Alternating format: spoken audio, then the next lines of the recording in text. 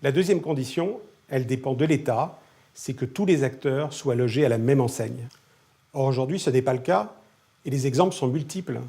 Alors que les magasins physiques payent des taxes croissantes, notamment sur leurs implantations, les grandes plateformes chinoises ou américaines ne payent souvent pas d'impôt sur les sociétés et pas du tout de taxes locales.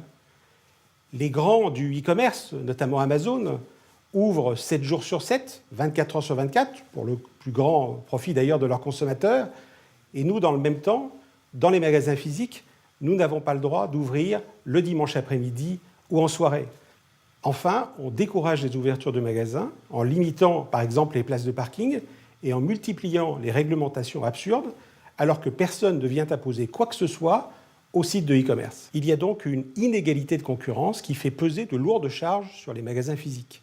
Rétablir cette égalité est essentiel pour l'emploi, lorsqu'on sait, par exemple, que les magasins physiques emploient 3 à 5 fois plus de salariés à activité égale que les sites d'e-commerce. Mais il y a également un enjeu de société. L'enjeu, c'est celui des villes. Les villes, ce sont des lieux de convivialité, notamment dans les magasins. C'est ce que nous souhaitons préserver. Il ne doit pas y avoir que des casiers de retrait ou des showrooms. Dans ce contexte de transformation majeure, nous sommes résolument optimistes, car nous pensons que le modèle omnicanal est une chance pour la France.